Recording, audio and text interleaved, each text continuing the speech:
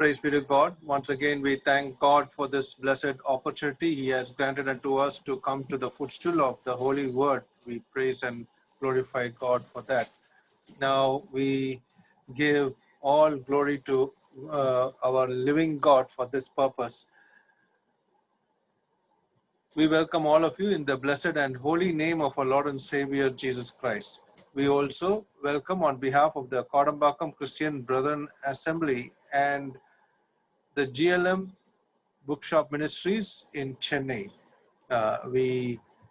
To begin with, usually start the meetings with a prayer. Today, I request from Uttar Pradesh, Evangelist Shiju James to start the meeting with a prayer. Over to Uttar Pradesh, Evangelist Shiju James.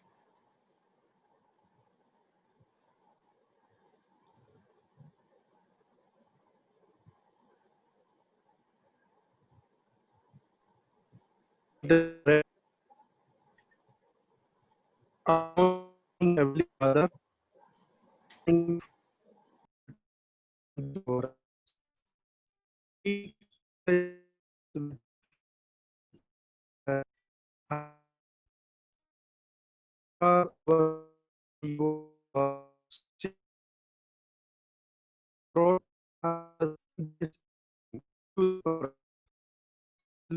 we are in and all material to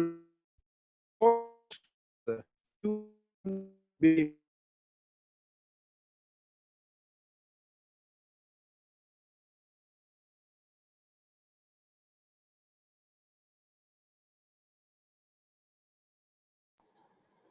I think it was not audible. There were some net issues. We'll start the meeting with a prayer. I request from Namakkal district, Evangelist Ramasamy to begin with a prayer. Evangelist Ramasamy from Namakkal district in பிதாவே நல்ல வேலைக்காக துதிக்கிறோம். உங்களுடைய கிருபினாலே இப்பொழுது வேலைக்கத்தா இந்த மாலை வேலைக்காக துதிக்கிறோம். அருமையான கோடமாக அசம்பிளியாவே இப்படியாக ஒவ்வொரு நாளும் மாலை வேலைக்கத்தா இப்படி வார்த்தையை அறிவிக்கும்படியாக சகோதரர்கள் பிரயாசப்பட்டு ஜெபித்து ஆயத்தப்படுத்தி வருகிறார். அதுக்காக நன்றி துதிக்கிறோம். தொடர்ந்து சகோதரர் எல்லாம் முயற்சி கத்தரை ஆசீர்வதிக்கணும். இப்பொழுது கூட கத்தா இந்த மாலை கூட்டத்துக்காக அப்படி பார்த்து வருகிறோம்.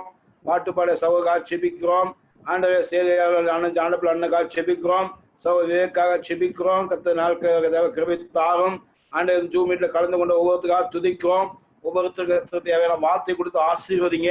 இந்த நாட்கள் கத்தா எங்களுக்கு தேவையான கிருபைக்குள்ள வார்த்தை கொடுத்து இந்த நாட்களே கத்தாவே இன்னும் அதிகமாக உமக்குள்ள நாங்கள் பலனடைய சகல வல்லமை நாங்கள் மேற்கொள்ள கத்தாவே மேற்கொள்ள எங்களுக்கு இரக்கம் பாகட்டும். எல்லா கரங்களை உங்களை ஒப்பு கொடுக்கிறோம். ஆசீர்வதியும் கத்தா இயேசு கிறிஸ்து நாமத்துல கேட்கிறோம் எங்கள் பரிசுத்த பரம்பிதாவே. ஆமீன்.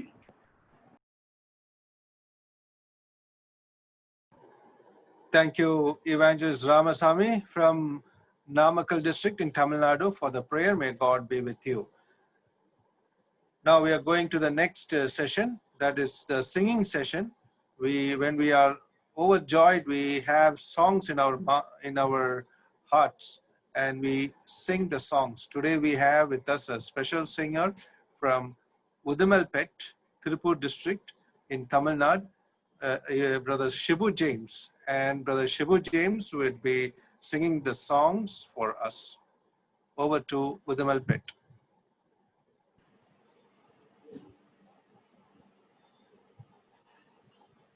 Correction, my name is Shibu James. I think. Sorry, brother. It's okay. It all happens. Okay, தேவநாமத்தை மாத்தோண்டாட்டேன். ஆண்டோடைய நாமத்தை உங்கள் அனைவருக்கும் அன்பின் வாழ்த்துக்களை தெரிவித்துக் கொள்கிறேன். மீண்டுமாக இந்த ஜூம் மீட்டிங் மூலமாக உங்களோட இனிமேல் கர்த்தர் பாராட்டு கிருபைக்கான அனுசரித்தேன். கர்த்தருடைய மகத்துவத்தை தேவனுடைய ஆலயத்தை செல்வதை தாவீது எவ்வளவாக வாஞ்சிக்கிறான் என்பதை குறித்து தேவன் செய்த நன்மைகளுக்கு நன்றி செலுத்துவதாகவும் தாவீது பாடின சங்கீதத்திலிருந்து சில வசனங்களை வைத்து ஒரு பாடலை நமது ராய் குரியன் மாமன் குரியன் கரூரிலே ஒளி செய்கிற குரியன் ஐயாவுடைய மகன் எழுதிய ஒரு மலையாள பாடல் எழுதினார். அந்த பாடலை இப்பொழுது உங்களுக்காக பாடும்படியாக நான் ஆசிக்கிறேன். அந்த பாடலை ஒரு மலையாள பாடல், அது உங்களுக்காக நான் பாடுவேன்.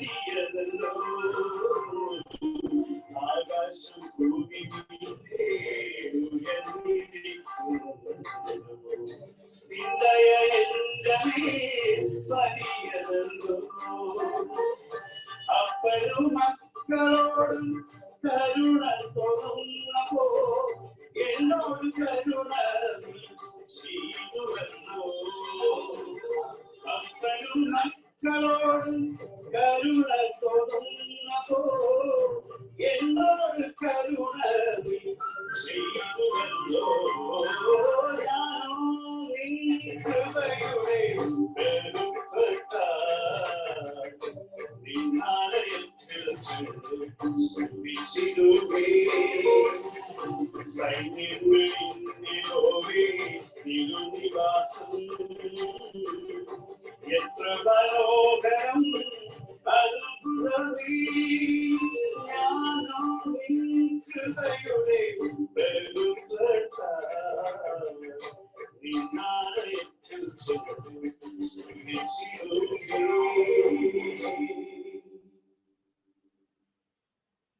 தேவனுடைய நாமம் என்பதாக இந்த நாளும் நாம் ஒரு இக்கட்டான சூழ்நிலையிலே ஒரு ஆபத்தான ஒரு வியாதி படர்ந்த நிமித்தமாக நாம் எல்லோரும் மிகவும் ஒரு பயந்த நிலையிலே வாழ்ந்து அநேகர் வாழ்ந்து கொண்டிருக்கிறார்கள். ஆனால் ஆண்டவருடைய பிள்ளைகளுக்கு கிடைக்கப்பட்ட ஒரு பெரிய சாட்சியம் என்பது அவருடைய சமூகத்திலே நாம் சந்தோஷிக்கும்படியாக தேவன் நமக்கு பெரிய ஒரு ஆசீர்வாதத்தை தந்திருக்கிறார். இதனாலும் நாம் வாசிக்கிறோம், இஸ்ரவேலை காக்கிறவர் உறங்குவதும் இல்லை தூங்குவதும் இல்லை என்று நாம் வாசித்தோம். அந்த அர்த்தத்தை கொண்டு கர்த்தரின் மீட்பர் அர்த்தத்தை கொண்டு ஒரு பாடல், தமிழ் பாடலை உங்களுக்காக நான் பாடுகிறேன்.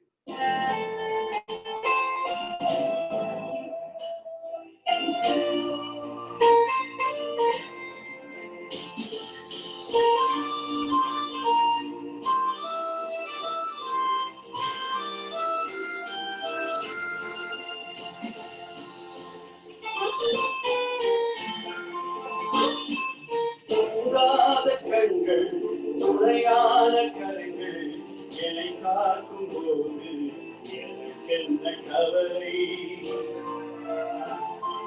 தூங்காத கண்கள் துணையான கரங்கள் என்னை காக்கும் போது எனக்கென்ன கவலை. என் இயேசுவே உம் அன்பினை, என் இயேசுவே உம் தயவை என்றென்றும் பாடிடுவே, என்றென்றும் பாடிடுவே. தூங்காத கண்கள் துணையான கரங்கள் என்னை காக்கும் போது எனக்கென்ன கவலை. தூங்காத கண்கள் துணையான கரங்கள் என்னை காக்கும் போது எனக்கென்ன கவலை.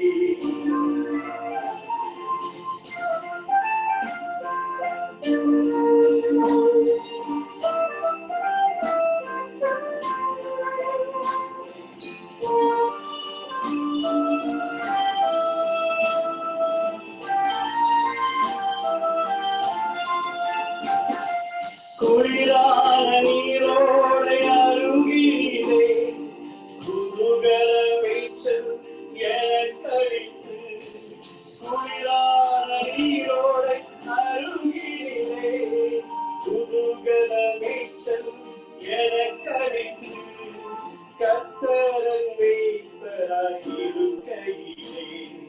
குறையொன்றும் எனக்கில்லையே.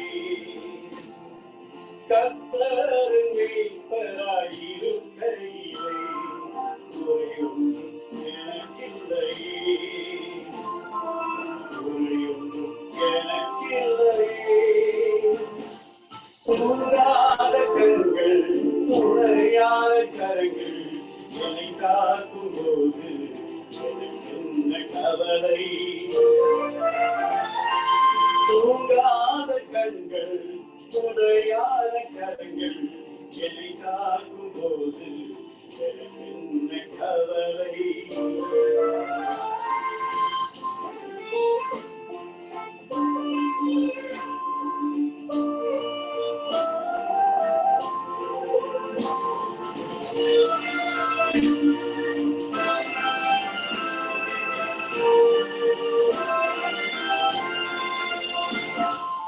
அதிகாலை தோறும் உம் கிருபை புதிதாக என்னில் மலர்ந்திடுவே. அதிகாலை தோறும் உம் கிருபைகள் புதிதாக என்னில் மலர்ந்திடுவே. நதியாக பாயும் உம் அன்பை எண்ணி துதி பாடி மகிழ்ந்திடுவே. நதியாக பாயும் உம் அன்பை எண்ணி துதி பாடி மகிழ்ந்திடுவே.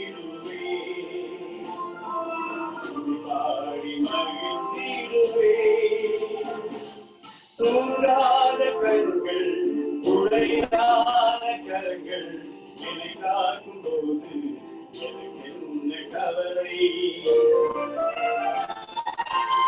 தூங்காத கண்கள் உடையாத கரங்கள் என்னை காக்கும் போது எனக்கு என்ன கவலை. Thank you.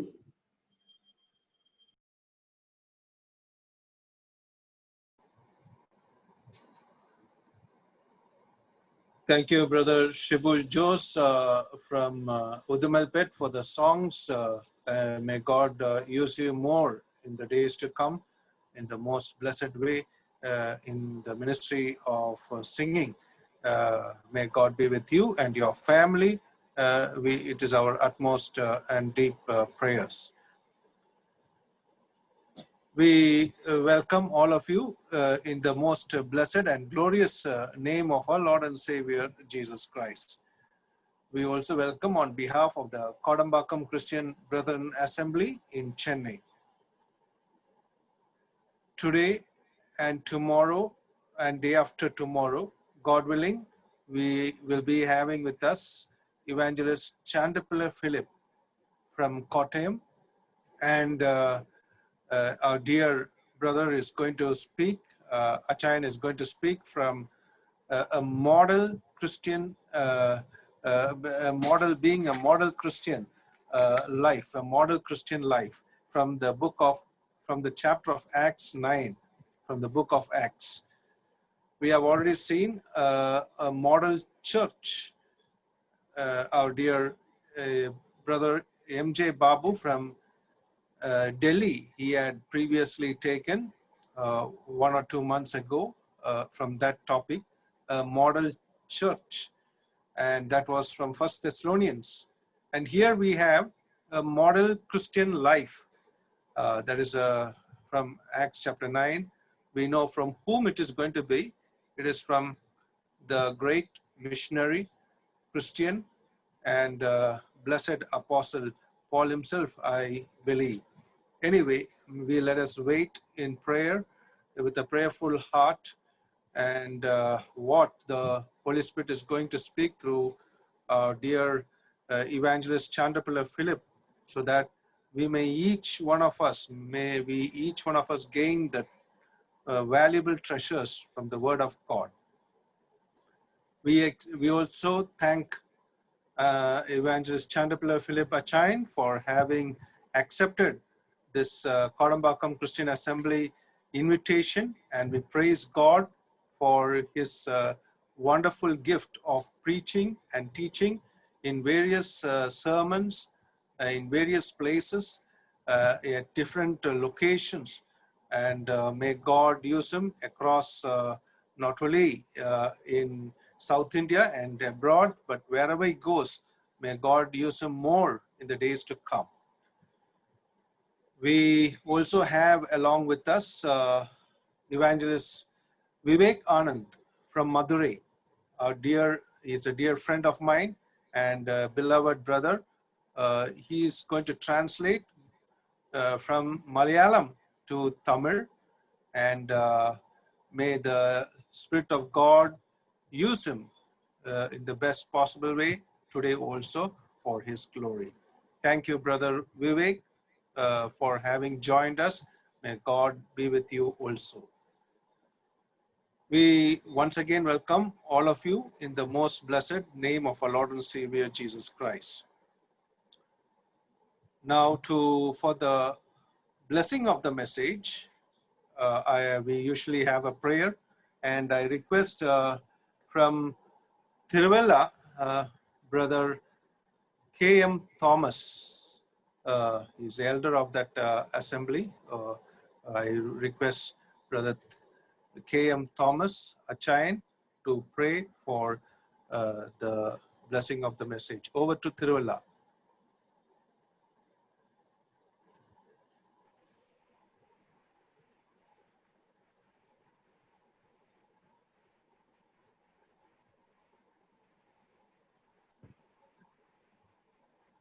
സ്നേഹിക്കുന്ന സ്വർഗീയ പിതാവേ, ഞങ്ങൾ അവിടുത്തെ സ്തുതിക്കുന്നു, മഹത്വപ്പെടുത്തുന്നു. ഞങ്ങൾക്ക് അവിടുന്ന് അനുവദിച്ച ഈ മനോഹരമായ സമയത്തിനായിട്ട് സ്തോത്രം ചെയ്യുന്ന കഴിഞ്ഞ പകൽ സമയമൊക്കെ അവിടുന്ന് ഞങ്ങളെ സൂക്ഷിച്ച് പരിപാലിച്ചല്ലോ. വശ്യം നിറഞ്ഞ ഞാൻ ചുറ്റുപാട് ഞങ്ങൾ ജീവിക്കുന്ന ദൈവത്തിന്റെ കൃപ കരുതലും കർത്താവെ ഞങ്ങൾക്കുണ്ടായിരുന്നു. അതോർത്ത് ഞങ്ങൾ അവിടുത്തെ സ്തുതിക്കുന്നു. അവിടെ ഞങ്ങളെ സ്നേഹിച്ചു, അവിടെ ഞങ്ങളെ വീണ്ടെടുത്തു, അവിടെ ഞങ്ങളെ അവിടുത്തെ പ്രിയ മക്കളാക്കി തീർത്ത വലിയ ദയക്കായി കൃപയ്ക്കായി സ്തോത്രം. ഞങ്ങൾക്ക് കർത്താവെ അനുവദിക്കുന്ന നല്ല ആത്മീയ സമയത്തിനായിട്ട് ഞങ്ങൾ അവിടുത്തെ സ്തുതിക്കുന്നു. ഈ കൂട്ടായ്മയ്ക്കായി സ്തോത്രം. കർത്താവ് ദൈവജനത്തെ കേൾക്കുവാൻ അവിടുന്ന് ഒരുക്കുന്ന കർത്താവെ സാവകാശത്തിനായി ഞങ്ങൾ അവിടെ സ്തുതിക്കുന്നു.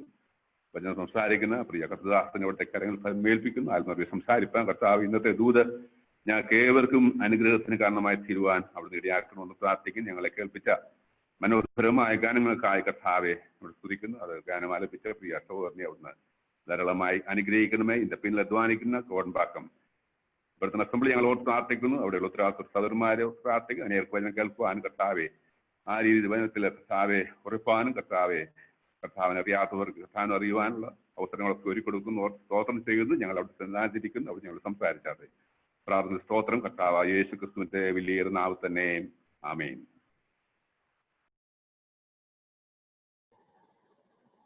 Thank you, Thomas Kudichain, for the prayer. He is my uncle. May God be with him and his family in the days to come. Now we are going into the message. Let us prayerfully sit before the footstool of the Lord God and listen to what God has to say today evening also, for the blessed words that are going to come from Evangelist Chandapala Philip. And we are also looking in the hands of God for the translator, Evangelist Vivekanand, to translate in the blessed way. Over to Kottayam and Madurai, Brother Chandapala Philip and Brother Vivekanand.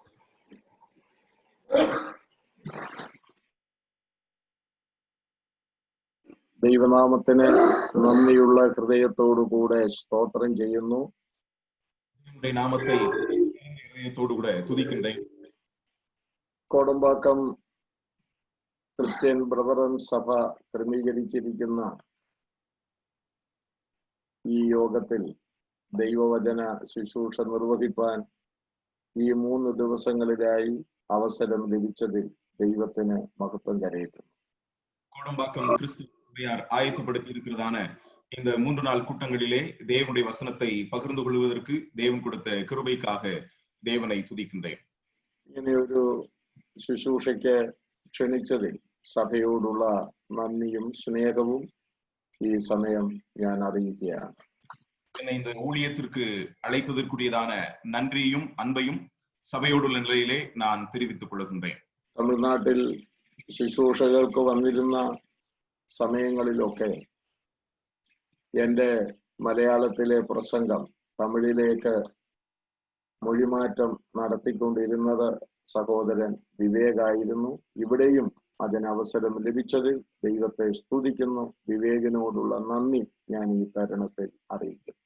நான் தமிழகத்திற்கு இருக்கக்கூடியதான காலகட்டங்களிலே என்னுடைய பிரசங்கங்களை தமிழிலே மொழிபெயர்த்துக் கொண்டிருந்தவர் சகோதரன் விவேக் அவர்களும் இந்த நாளிலும் அவர்களும் கூட இந்த கூட்டத்திலே பங்கு பெறுவதை நினைத்து அவர்களுக்கும் என்னுடைய நன்றியை நான் தெரியப்படுத்துகின்றேன். ദൈവവചനം ശ്രദ്ധിക്കുവാൻ വിവിധ സ്ഥലങ്ങളിൽ ഈ സൂമിലൂടെ ശ്രദ്ധിക്കുന്ന എല്ലാ സഹോദരങ്ങൾക്കും കർത്താവായ യേശുക്രിസ്തുവിന്റെ നാമത്തിൽ സ്നേഹ വന്ദനം ഞാൻ വിശേഷാൽ അറിയിക്കുകയാണ്.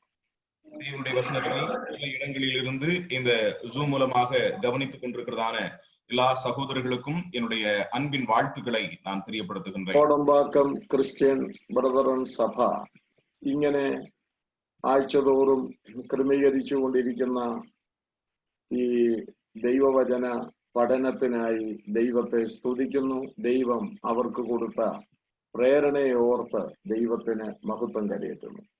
கோடம்பாக்கம் கிறிஸ்துவ சபையார் நாள்தோறும் இந்த தொடர் வேத பாடங்களை ஆயத்தப்படுத்தி கொண்டிருக்கிறார்கள். அதற்கு தேவன் அவர்களுக்கு கொடுத்ததான இந்த ஏவுதலுக்காக நன்றி நிறைந்த ഹൃദയത്തോടുകൂടെ കർത്തரை நான் തുതിக்கின்றேன். അവരുടെ ഈ നല്ല വേലയെ ദൈവം ആദരിക്കുകയും അവിടെയുള്ള വിശ്വാസികളെ വിശ്വാസത്തിൽ ഈ പഠനങ്ങൾ ഉറപ്പിക്കുന്നതിൽ കൂടുതൽ ആ സഭയെ ഉപയോഗിക്കേണ്ടതിനും ഇത് കാരണമാകട്ടെ. இந்த நல்ல ஊழியத்தின் மூலமாக அங்குள்ளதான திருச்சபை மக்களையும் தேவ பிள்ளைகளையும் விசுவாசத்திலே உறுதிப்படுத்துகிறதற்கு இந்த வேத பாடங்கள் காரணமாக அமைவதாக அதற்காக நான் ஜெபிக்கின்றேன்.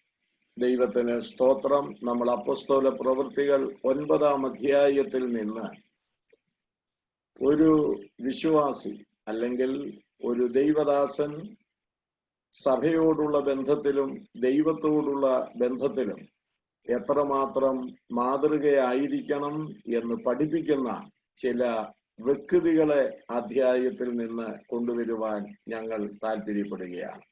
இந்த அப்போஸ்தல நடவடிக்கைகள் அதிகாரத்திலிருந்து ஒரு விசுவாசி அல்லது ஒரு தேவனுடைய மனிதன் தேவனோடும் சபையோடும் உள்ளதான முன்மாதிரி உள்ளதான வாழ்க்கையை எவ்விதமாக செயல்படுத்த வேண்டும் என்பதை இந்த 9-ാം அதிகாரத்திலிருந்து உங்களோடு கூட பகிர்ந்து கொள்ள வேண்டும் என்று விரும்புகின்றோம். 9-ാം അധ്യായത്തിൽ നമ്മൾ 6 വ്യക്തികളെയാണ് കാണുന്നത്.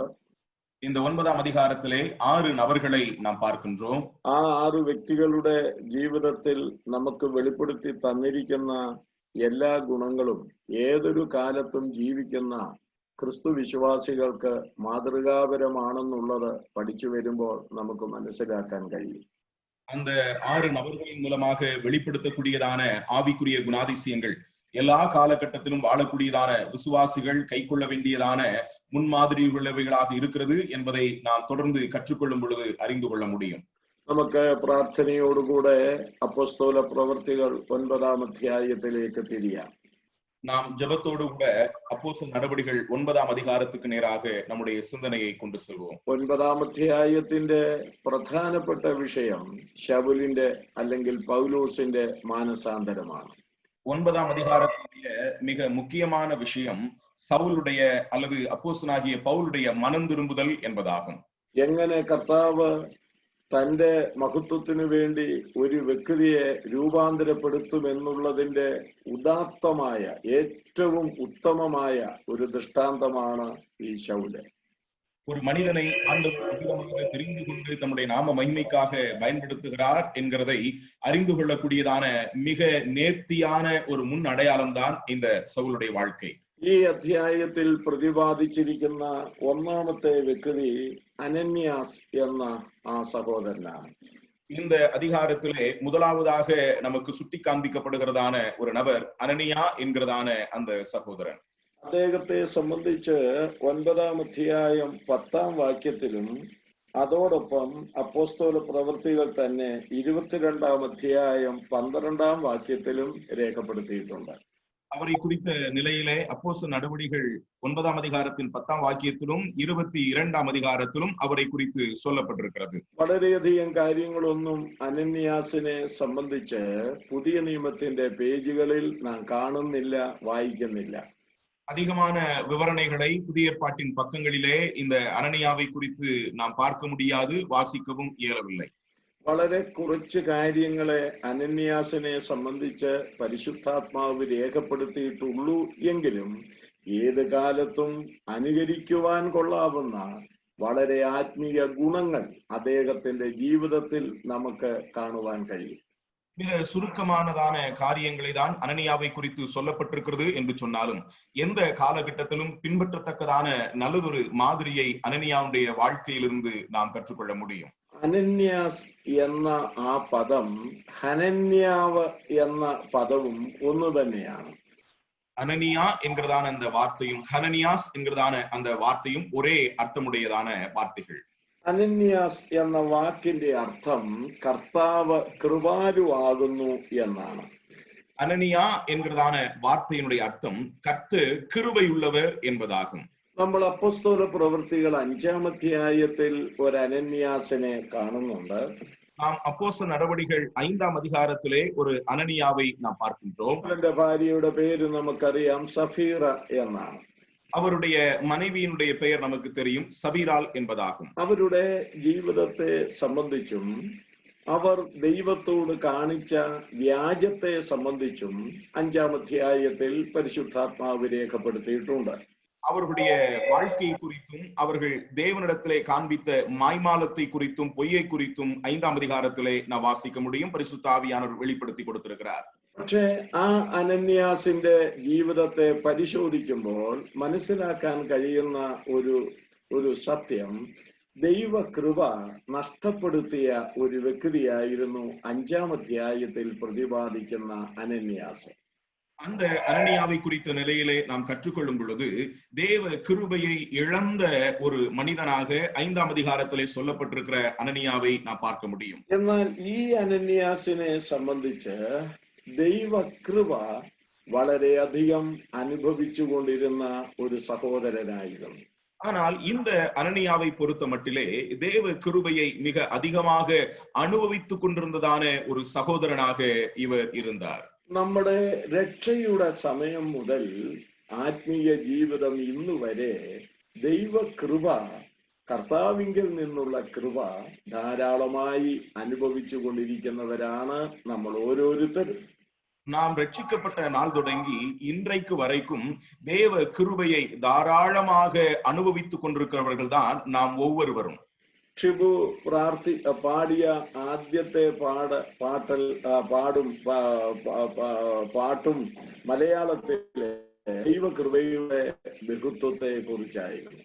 அருமையான சகோதரன் ஷிபு அவர்கள் பாடின முதலாவது பாடலும் கூட மலையாளத்திலே பாடின அந்த பாடல் தேவ கிருபையினுடைய மிகுந்த அனுபவத்தை நமக்கு வெளிப்படுத்த ആ ദൈവകൃപയുടെ ബഹുത്വം നമ്മളെ രക്ഷിച്ചു എന്ന് മാത്രമല്ല, നാൾതോറും അത് നമ്മെ പരിപാലിച്ചു കൊണ്ടിരിക്കുന്നതാണ്.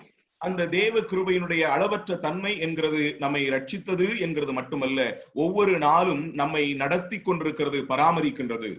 അതുകൊണ്ടാണല്ലോ പൗലോസ് തന്റെ ലേഖനത്തിൽ പറഞ്ഞിരിക്കുന്നത്, ഞാൻ ആകുന്നത് കൃപയാലാകുന്നു എന്നാണ്. ஆகவேதான் அப்போஸ்தலனாகிய பவுல் தன்னுடைய நிருபத்திலே சொல்லுகின்றார், நான் நிற்கிறது தேவனுடைய கிருபையினாலே இருக்கிறேன் என்று சொல்லி. നമ്മെ സംബന്ധിച്ചും ഇന്ന് വൈകുന്നേരം അത് തന്നെയാണ് പറയാനുള്ളത്. நம்மை பொறுத்த மட்டிலும் இந்த மாலை வேளையிலே அதைதான் சொல்ல முடியும். എന്നാൽ ഇവിടെ നാം ഓർക്കേണ്ട ഒരു കാര്യം, ஆனால் இங்கே நாம் நினைவிலே கொள்ள வேண்டியதான ஒரு விஷயம், കർത്താവ് നമ്മോട് കൃപാലു ആകുന്നു എന്നുള്ളത് ഒരു വശമെങ്കിലും മറുവശത്ത് ആ കൃപ നഷ്ടപ്പെടുത്തുവാൻ നമുക്ക് കഴിയും. ஆண்டவர் நமக்கு கிருபை செய்கிறார் என்கிறது ஒரு அதனுடைய மறுபுறத்திலே அந்த கிருபையை நாம் இழந்து போக முடியும், நஷ்டப்படுத்த முடியும். അതുകൊണ്ടാണ് എബ്രായ ലേഖനം 12-ാം അധ്യായത്തിൽ കൃപയിൽ നിൽക്കണം എന്ന് ലേഖനകർത്താവ് നമ്മെ പ്രബോധിപ്പിക്കുന്നത്. ஆகவேதான் எபிரேயருக்கு நிருபம் அதனுடைய 12-ாம் அதிகாரத்திலே நாம் கிருபையிலே நிலைத்திருக்க வேண்டும் என்று சொல்லி அந்த எழுத்தாளர் நமக்கு சொல்லுகின்றார். 12-ാം അധ്യായം 15-ാം വാക്യത്തിൽ ആരും കൃപ വിട്ട് പിന്മാറരുത് എന്നാണ് അവിടെ പറഞ്ഞിരിക്കുന്നത്. எபிரேயர் 12-ாம் அதிகாரத்தினுடைய 15வது வசனத்திலே ஒருவனும் தேவனுடைய கிருபையை இழந்து போகாதபடிக்கு என்று சொல்லப்பட்டிருக்கிறதை நாம் பார்க்க முடியும். ദൈവം കൃപാലു ആകുന്നു എന്നുള്ളത് ശരിയെങ്കിലും ആ കൃപ വിട്ട് പിന്മാറിയാൽ നമ്മുടെ ആത്മീയ ജീവിതം വളരെ അപകടകരമായിരിക്കും എന്നുള്ളത് നാം ഓർക്കേണ്ടതാണ്. தேவன் கிருபை உள்ளவர் என்று சொன்னாலும் அந்த கிருபையை நாம் இழந்து போவோம் என்று சொன்னால் நம்முடைய ஆவிக்குரிய வாழ்க்கை ஒரு ஆபத்தான ஒரு நிலையிலே போய் சேரும் என்கிறதிலே எந்த விதமான சந்தேகம் இல்லை. ദൈവ കൃപ വിട്ട് പിന്മാറിയാൽ സംഭവിക്കുന്ന അനന്തര ഫലം എബ്രായർ 12-15 നാം വായിക്കുന്നുണ്ട്. தேவனுடைய கிருபையை இழந்து போவதனுடைய இறுதி பலனை எபிரேயர் 12:15 நாம் வாசிக்கின்றோம். അവിടെ കാണുന്നത് ദൈവ കൃപ വിട്ട് പിന്മാറിയാൽ കയ്പുള്ള വേര് നമ്മുടെ ജീവിതത്തിൽ മുളപ്പിക്കും. அங்கே சொல்லப்பட்டிருக்கிறது, தேவனுடைய கிருபையை இழந்து போவோம் என்று சொன்னால் கசப்பான வேர் நம்முடைய வாழ்க்கையிலே முளைக்கும். കുടുംബത്തിലും സഭയിലും പാടില്ലാത്ത ഒന്നാണ് കയ്പുള്ള വേര്. குடும்பத்திலும் சபையிலும் காணப்படக்கூடாத ஒன்றுதான் கசப்பான வேர் என்பதாகும். അത് പ്രശ്നങ്ങൾ സൃഷ്ടിക്കുന്നതാണ്. அது பிரச்சனைகளை உருவாக்கக்கூடியவைகளாயிருக்கிறது. എന്നാൽ അത് വരുന്നത് എന്തുകൊണ്ടെന്ന് ചോദിച്ചാൽ ദൈവ കൃപ വിട്ട് പിന്മാറുന്നത് കൊണ്ടാണ്. ஆனால் அது எப்படி நம்முடைய வாழ்க்கைக்குள்ளாய் கடந்து வருகிறது என்று சொன்னால் தேவனுடைய கிருபையை விட்டு நாம் பின்வாங்கி போகிறதுனாலே, இழந்து போகிறதுனாலே. തുടർന്ന് അതിന്റെ ഫലം പറയുന്നത് കലക്കമുണ്ടാക്കും എന്നാണ്. தொடர்ந்து அதனுடைய விளைவை குறித்து நாம் வாசிக்கும் பொழுது அது கலக்கம் உண்டாக்கும் என்று நாம் பார்க்கின்றோம். എന്ന് പറഞ്ഞാൽ സമാധാനം നഷ്ടപ്പെടുത്തുവാൻ അത് കാരണമാകും. என்று சொன்னால் சமாதானத்தை இழந்து போகிறதற்கு அது காரணமாக அமையும். മൂന്നാമത് പറയുന്നത് മലിനപ്പെടുമെന്നാണ്. അനേകർ അതിനാൽ മലിനപ്പെടുമെന്ന് രേഖപ്പെടുത്തിയിട്ടുണ്ട്. மூன்றாவது அங்கே சொல்லப்பட்டிருக்கிறது அநேகர் அதனாலே தீட்டுப்படுவார்கள் என்று சொல்லி. അപ്പോൾ അവിടെ മൂന്ന് കാര്യങ്ങൾ ദൈവകൃപ വിട്ട് പിന്മാറിയാൽ സംഭവിക്കുന്നത് ശക്തമായി ലേഖനകർത്താവ് രേഖപ്പെടുത്തിയിട്ടുണ്ട്. அப்படி என்றால் தேவனுடைய கிருபையை நாம் இழந்து கொள்ளும் பொழுது உண்டாகக்கூடிய 3 காரியங்களை எழுத்தாளர் மிக ஆணித்தனமாக அதில் எழுதி வைத்திருக்கிறார். ഒന്ന് കയ്പുള്ള വേര് മുളപ്പിക്കും. 1 கசப்பான வேர் முளைத்தெழும்பும். 2 കലക്കമുണ്ടാക്കും. 2 കലക്കം ഉണ്ടാകും. മൂന്നാമത് മലിനപ്പെടുവാൻ കാരണമാകും. மூன்றாவது தீட்டுப்பட நேரிடும். അതുകൊണ്ട് സഹോദരങ്ങളെ, ഈ അനന്യാസിനെ പോലെ 9-ാം അധ്യായത്തിൽ പ്രതിപാദിച്ചിരിക്കുന്ന അനന്യാസിനെ പോലെ ദൈവ കൃപ വിട്ട് പിന്മാറാതെ ദിവസം തോറും ദൈവം കൃപാലുവെന്ന് ആസ്വദിക്കുവാൻ നമുക്ക് ഇടവരണം. ஆகவே இந்த 9ஆம் அதிகாரத்திலே சொல்லப்பட்டிருக்கிறதான இந்த அனனியாவை போன்றதான அனுபவத்திலே தேவ கிருபையை விட்டு பின்வாங்காதபடிக்கு ஒவ்வொரு நாளும் தேவ கிருபையை அனுபவிக்கிறதற்கு தேவன் நமக்கு உதவி செய்வாராக. ഞാൻ മറ്റൊരു കാര്യം അനന്യാസിനെ സംബന്ധിച്ച് നിങ്ങളുടെ ശ്രദ്ധയിലേക്ക് കൊണ്ടുവരട്ടെ. நான் மற்றொரு காரியத்தையும் அனனியாவை குறித்த நிலையிலே உங்களுடைய சிந்தனைக்கு கொண்டு வர வேண்டும் என்று விரும்புகிறேன். അതായത് ക്രൈസ്തവ സഭ ചില നായകന്മാരെ എന്നും ഓർക്കുന്നുണ്ട്, ചിലരെ മറന്നു പോകാറുമുണ്ട്. கிறிஸ்தவ சபை சில தலைவர்களை என்றைக்கும் நினைவிலே வைத்திருக்கிறது, சிலரை மறந்து போய்விடுகிறது. പൗലോസിനെ, ബർന്നബാസിനെ, പത്രോസിനെ, യോഹന്നാനെ തുടങ്ങിയ ആളുകളെ, അതുപോലെ ലൂക്കോസ്, ശീലാസ്, തിമോത്തിയോസ് തുടങ്ങിയ സഹോദരങ്ങളെ ഒക്കെ ക്രൈസ്തവ സഭ ഓർക്കാറുണ്ട്, അവരെ കുറിച്ച് സംസാരിക്കാറുമുണ്ട്. பவுலை குறித்தும் பர்னபாவை குறித்தும் தீமோத்தேயுவை குறித்தும் அநேக தேவ மனிதர்களை குறித்தும் கிறிஸ்தவ சபையானது நினைவிலே வைத்துக் கொண்டு அவர்களை குறித்து பேசுகிறதுண்டு. അപ്പോൾ തന്നെ പറയേണ്ട പലരെ സംബന്ധിച്ചും പറയാൻ മറന്നു പോകുന്നു എന്നുള്ളതും ഒരു സത്യമാണ്. அதே நேரத்தில் தானே சொல்ல வேண்டியதான அநேகரை குறித்து சொல்லாதபடிக்கு மறந்து போகக்கூடியதான ஒரு நிலையும் ஏற்படுகின்றது. അങ്ങനെയുള്ള ഒരാളാണ് അനന്യാസ് എന്ന് പറയാൻ ഞാൻ താല്പര്യപ്പെടുകയാണ്. அப்படிப்பட்டதான ஒரு நபர்களிலே ஒருவர் தான் இந்த அனனியா என்று சொல்ல நான் விரும்புகின்றேன். പൗലോസ് എന്ന ആ വലിയ മനുഷ്യനെ ആത്മീയ തലത്തിലേക്ക് കൈ പിടിച്ചു കൊണ്ടുവന്ന സാഹോദര്യ ബന്ധത്തിലേക്ക് നടത്തിയ ഒരു മനുഷ്യനായിരുന്നു ഈ അനന്യാസ്. பவுல் என்று சொல்லக்கூடியதான அந்த மாபெரும் மனிதனை ஆவிக்குரியதான ஐக்கியத்திற்குள்ளாக, சகோதர உறவுக்குள்ளாக கரம் பிடித்து அழைத்து கொண்டு வந்த மனிதன் தான் இந்த அனனியா என்று நான் சொல்ல விரும்புகின்றேன். ഞാൻ പറയട്ടെ, പൗലോസിനെ ആദ്യം സഹോദര എന്ന് വിളിച്ചത് ഈ അനന്യാസ് ആയിരുന്നു. நான் சொல்லுகிறேன், பவுலை முதலாவதாக சகோதரனே என்று அழைத்தது இந்த அனனியா. അപ്പോൾ സാഹോദര്യ ബന്ധത്തിന്റെ മഹത്വം പൗലോസിന് മനസ്സിലാക്കി കൊടുത്തത് അനനിയാസ് ആയിരുന്നു.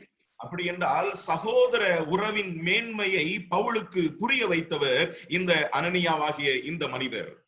ക്രൈസ്തവ സഭ പൗലോസിനോട് കടംപെട്ടിരിക്കുന്നത് പോലെ സ്തെഫാനോസിന്റെ പ്രാർത്ഥനയോടും കടംപെട്ടിരിക്കുന്നു എന്നാണ് ഒരു ഭക്തൻ പറഞ്ഞിരിക്കുന്നത്.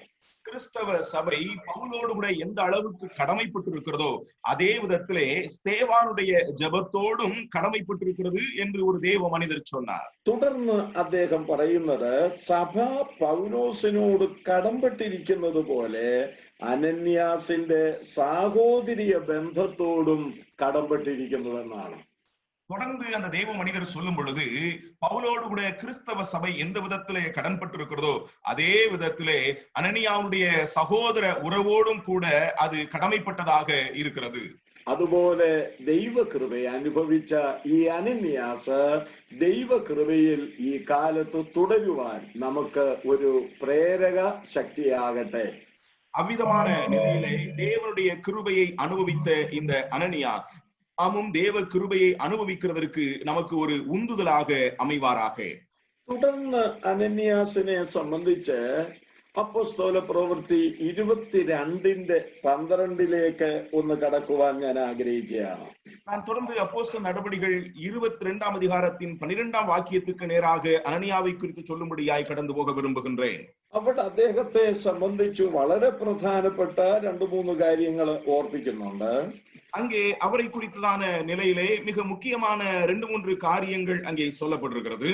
അവിടെ ആദ്യം പറയുന്നത് ദമസ്കോസിൽ പാർക്കുന്ന സകല യഹൂദന്മാരാലും നല്ല സാക്ഷ്യം കൊണ്ടവനായി ന്യായപ്രമാണ പ്രകാരം ഭക്തിയുള്ള പുരുഷനായ അനന്യാസ് എന്നൊരുത്തൻ എന്നാണ് അവിടെ രേഖപ്പെടുത്തിയിരിക്കുന്നത്. அங்கே நாம் வாசிக்கும் பொழுது அப்பொழுது வேத பிரமாணத்தின்படியே பக்தி உள்ளவனும் அங்கே குடியிருக்கிற சகல யூதராலும் நல்லவன் என்று சாட்சி பெற்றவனுமாகிய அனனியா என்னும் ஒருவன் என்று நாம் இங்கே வாசிக்கின்றோம். അനന്യാസിനെ മാതൃകയാക്കാൻ കഴിയുന്ന രണ്ടാമത്തെ വസ്തുത അദ്ദേഹം ദൈവഭക്തനായിരുന്നു എന്നുള്ളതാണ്.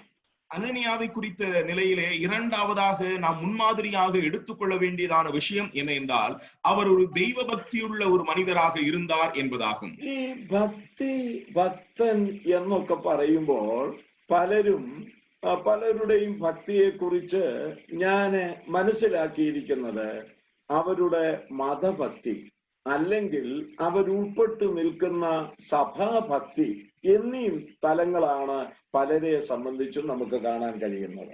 பலரை பொறுத்த மட்டுமே பக்தி பக்திமான் என்று சொல்லுகிறது அவர்களை குறித்த நிலையிலே சொல்லப்படுகிறது அவர்கள் சார்ந்திருக்கிறதான மதத்தை சார்ந்தோ அல்லது அவர்கள் சார்ந்திருக்கிறதான சபையை சார்ந்ததான நிலையிலேயோ அந்த பக்தியை குறித்து சொல்லப்படுகிறதாக நான் எண்ணுகின்றேன். അല്ലെങ്കിൽ ചിലര് അവരുടെ മനോബോധത്തിൽ വെളിപ്പെടുന്ന വിധത്തിലുള്ള ഭക്തി കാണിക്കലും ഉണ്ട്.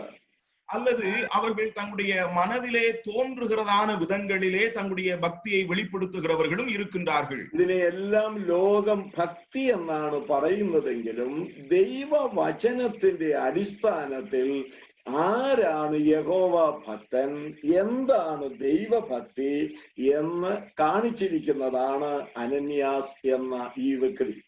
இவைகளை எல்லாம் உலகம் பக்தியின் அடையாளங்களாக சொல்லுகிறது என்று சொன்னாலும் தெய்வ பக்தி என்றால் என்ன, தெய்வ பக்தியினுடைய காரியங்கள் என்ன என்பதை ஒரு முன் அடையாளமாக அனனியாவை வேத புத்தகம் நமக்கு வெளிப்படுத்தி காண்பிக்கின்றது. നോക്കുക, ഇദ്ദേഹത്തിന്റെ ഭക്തിയെ സംബന്ധിച്ച് ഇവിടെ ലൂക്കോസ് രേഖപ്പെടുത്തിയിരിക്കുന്നത് ഇങ്ങനെയാണ്: ന്യായപ്രമാണ പ്രകാരം ഭക്തിയുള്ള പുരുഷൻ എന്നാണ്.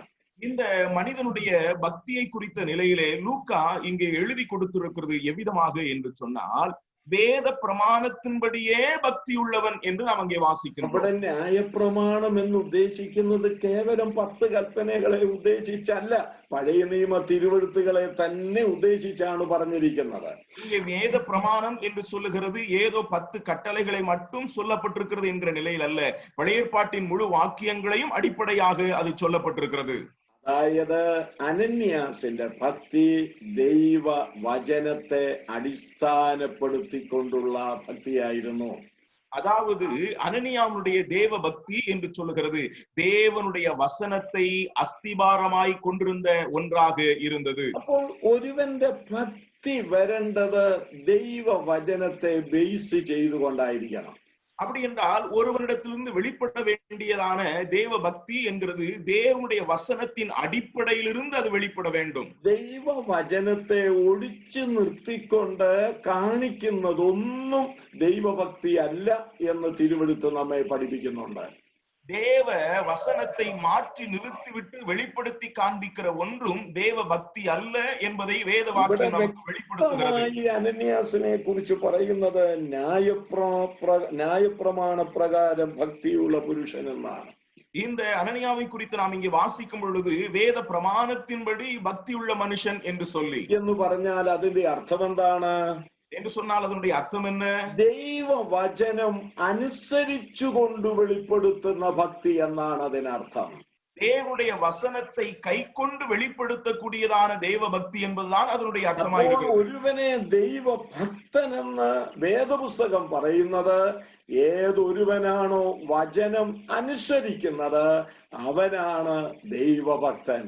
அப்படி என்றால் தேவ பக்தி உள்ளவன் என்று ஒரு மனிதனை வேத புத்தகம் வெளிப்படுத்துகிறது என்றால் எந்த மனிதன் தேவ வாக்கியங்களுக்கு கீழ்ப்படுகிறானோ அந்த மனிதன் தான் தெய்வ பக்தி உள்ளவன் என்று வேத புத்தகம் நமக்கு சொல்லுகிறது.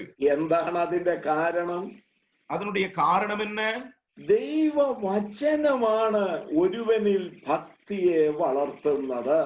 தேவனுடைய வசனம் தான் ஒரு மனிதனுக்குள்ளாக பக்தியை வளர்த்தெடுக்கிறது. അപ്പോ ഒരുവനിൽ ഭക്തി വർദ്ധിപ്പിക്കുന്നത് ദൈവവചനമായതുകൊണ്ട് നമുക്കുണ്ടാകേണ്ട ഭക്തിയും ദൈവവചനത്തെ അടിസ്ഥാനപ്പെടുത്തിക്കൊണ്ടായിരിക്കണം. ஒருவனிலே பக்தியை வளரச் செய்கிறது தேவ வசனமா இருக்கின்றபடியினாலே நம்மிலே காணப்பட வேண்டியதான தேவ பக்தியும் தேவ வசனத்தை அடிப்படையாய் கொண்டதாக இருக்க வேண்டும். 119 സങ്കീർത്തനം 38 വാക്യത്തിൽ നാം ഇങ്ങനെ വായിക്കുന്നു.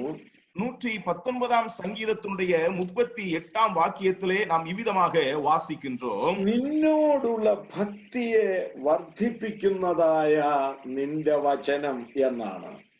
உமக்கு பயப்படுகிறதற்கு ஏற்ற உமது வாக்கை உமது அடியேனுக்கு உறுதிப்படுத்தும் என்று நாம் வாசிக்கின்றோம்.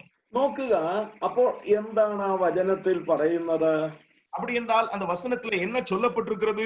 ദൈവ വചനമാണ് ഒരുവനിൽ ദൈവത്തോടുള്ള ഭക്തിയെ വർദ്ധിപ്പിക്കുന്നത്. தேவனுடைய வசனம் தான் ஒருவனுக்குள்ளாக தேவ பக்தியை வளர்த்தெடுக்கிறதாக இருக்கிறது. ഞാന് വേദഭാഗം എടുക്കാൻ ആഗ്രഹിക്കുന്നില്ല. 119 സങ്കീർത്തനത്തിൽ ഇത് സംബന്ധിച്ച് മറ്റൊരു വാക്യം നാം കാണുന്നുണ്ട്. நான் வேத பகுதி எடுக்க விரும்பவில்லை. இதையோடு தொடர்புள்ள நிலையிலே 119 சங்கீதத்திலே மற்றும் சில ஒரு வாக்கியமும் இருக்கிறது. നിന്റെ വചനത്തെ ഞാൻ പേടിക്കുന്നു എന്നവിടെ രേഖപ്പെടുത്തിയിട്ടുണ്ട്. உம்முடைய வசனத்துக்கு நான் பயப்படுகிறேன் என்று அங்கே சொல்லப்பட்டிருக்கிறது. അപ്പോൾ നിങ്ങളൊന്ന് ഓർത്തു നോക്ക്, വചനത്തെ ഭയപ്പെടുന്നവൻ ദൈവത്തെ ഭയപ്പെടും. அப்படி என்றால் நன்றாய் கவனியுங்கள், வசனத்துக்கு பயப்படுகிறவன் தேவனுக்கு பயப்படுகிறவனாக இருப்பான். ദൈവ ഭയം ഇല്ലാത്തതിന്റെ കാരണം എന്താണ്? വചനത്തെ ഭയപ്പെടുന്നില്ല. அப்படி என்றால் தேவ பயம் இல்லாதனுடைய காரணம் என்ன? வசனத்திற்கு பயப்படுகிறது இல்லை. യെശയ്യാ പ്രവാചകന്റെ പുസ്തകം 66 അധ്യായം 2 മുതലുള്ള വാക്യങ്ങളിൽ ஏசாயா தீர்க்கதரிசன புத்தகம் 66 அதிகாரம் 2 தொடங்கியுள்ளதான வசனங்களிலே ഇത് സംബന്ധിച്ച് ഇങ്ങനെയാണ് ദൈവം പറഞ്ഞിരിക്കുന്നത്. இதை பொறுத்த மட்டிலே இவ்விதமாக தேவன் அங்கே சொல்லி இருக்கின்றார். എന്റെ വചനത്തിങ്കൽ വിറയ്ക്കുന്നവനെ ഞാൻ കടാക്ഷിക്കുന്നുവെന്നാണ്. என் வசனத்துக்கு நடுங்குகிறவனையோ நோக்கி பார்ப்பேன் என்று அங்கே சொல்லுகின்றார். നാം എത്രമാത്രം വചനത്തിങ്കൽ വിറയ്ക്കേണ്ടവരാണ്. நாம் எவ்வளவாக வசனத்துக்கு முன்பதாக நடுங்க வேண்டியவர்களாக நாம் വചനത്തെ നാം ഭയപ്പെടേണ്ടവരാണ്. நாம் தேவனுடைய வசனத்துக்கு பயப்பட வேண்டியவர்களாய் இருக்கின்றோம். അങ്ങനെ വചനത്തെ ഭയപ്പെടുമ്പോൾ നാം വചനം അനുസരിക്കുന്നവരായി മാറും. அவ்விதமாக வசனத்துக்கு நாம் பயப்படும் பொழுது வசனத்தை நாம் கை கொள்ளுகிறவர்களாய் கீழ்ப்படுகிறவர்களாய் மாறுவோம். വചനത്തെ അനുസരിക്കുന്നതിലൂടെ നമ്മളിലുള്ള ദൈവ ഭയം അവിടെ വെളിപ്പെടുകയാണ് ചെയ്യുന്നത്. வசனத்துக்கு கீழ்ப்படுகிறதன் மூலமாக நம்மிலே காணப்படுகிறதான தெய்வ பயம் அங்கே வெளிப்படுகிற ஒன்றாக இருக்கிறது. അനന്യാസ് അതിന് നമുക്കൊരു മാതൃകയായിട്ട് ഇരിക്കുന്നു. அனனியா அதற்கு நமக்கு ஒரு முன்மாதிரியுள்ள ஒரு மனிதராக காணப்படுகின்றார். കർത്താവ് പറഞ്ഞത് ചോദ്യം ചെയ്യാതെ അനുസരിച്ച വ്യക്തിയാണ് അനന്യാസ്.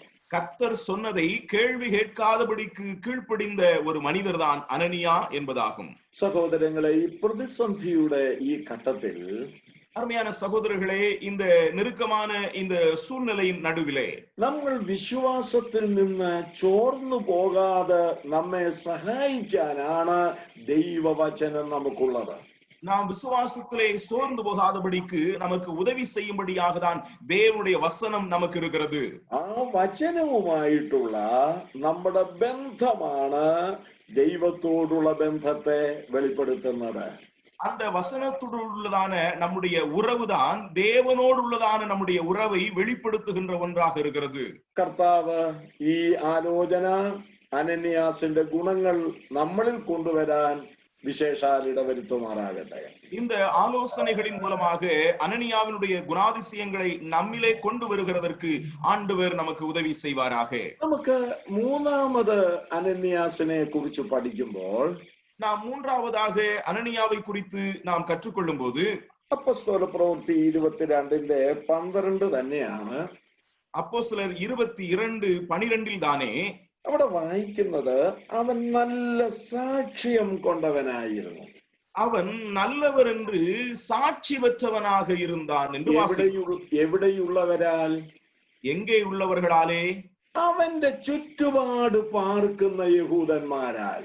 அவன் കുടിയിരിக்கிறதான இடத்திலே சுற்றி இருக்கிறதான யூதர்களிடத்திலிருந்து എന്ന് പറഞ്ഞാൽ അവൻ നിരന്തരമായി ഇടപെടുന്ന ഇവനെ അറിയാവുന്ന ആളുകളുടെ ഇടയിൽ ഇവൻ നല്ല സാക്ഷ്യം പ്രാപിച്ചു എന്നാണ് കാണാൻ കഴിയുന്നത്. என்று சொன்னால் அவன் எப்பொழுதும் இடைவிடக்கூடியதான அவன் தொடர்புடையதான நபர்களின் மூலமாக இவன் நல்லவன் என்று சாட்சி பெற்றவனாக இருந்தான் என்று சொல்ல முடியும். ഈ കവലകളിലൊക്കെ തമിഴ്നാട്ടിൽ എന്ന പോലെ കേരളത്തിലും പ്രസംഗിച്ച് നടന്നിരുന്ന കൊറോണയ്ക്ക് മുൻപുള്ള ഒരു കാലം ഉണ്ടായിരുന്നു. தமிழகத்திலும் கேரளத்திலும் இந்த கொரோனா காலகட்டத்திற்கு முன்பதாக தெருக்களிலும் வீதிகளிலும் பிரசங்கித்துக் கொண்டிருந்தான ஒரு காலகட்டம் இருந்தது.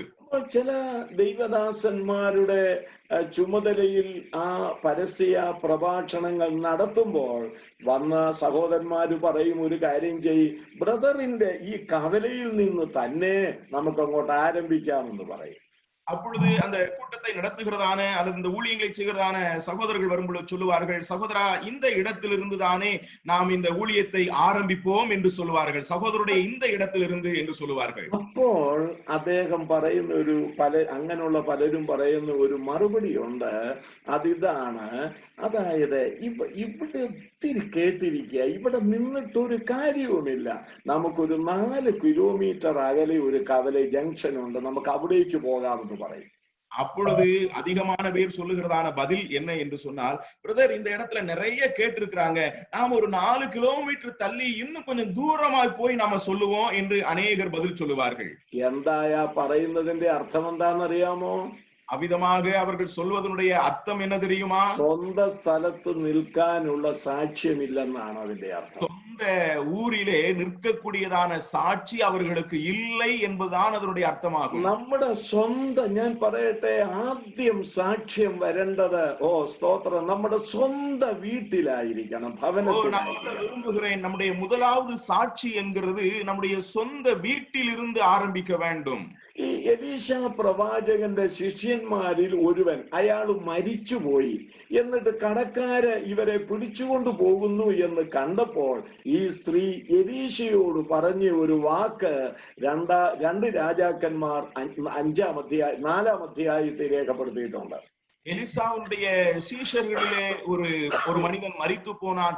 அவன் கடன்பட்ட நிலையிலே அந்த குடும்பத்தில் இருக்கக்கூடியதான நபர்களை பிடித்துக் கொண்டு போகிறார்கள் என்கிற காரியத்தை அங்கே உள்ளதான அந்த அவனுடைய மனைவி சொன்னதான விஷயத்தை 2 ராஜாக்கள் 4-ாம் அதிகாரத்திலே நான் பார்க்க முடியும். സ്വന്തം ഭർത്താവിനെ കുറിച്ച് അവള് എലീശയോട് പറയുകയാണ്, യജമാനനെ, നിന്റെ ശിഷ്യൻ ഒരു യഹോവ ഭക്തനായിരുന്നുവെന്ന് നിനക്കറിയാമല്ലോ. அங்கே அவள் தன்னுடைய சொந்த கணவனை குறித்து எலிசாவிடத்திலே அவள் சாட்சி கொடுக்கின்றால், உம்முடைய தாசன் கர்த்தருக்கு பயப்படுகிறவராய் இருந்தார் என்பதை நீர் அறிந்திருக்கிறீர் அல்லவா? അവൾ അത് എലീശയോട് പറയാനുള്ള കാര്യം എന്താ?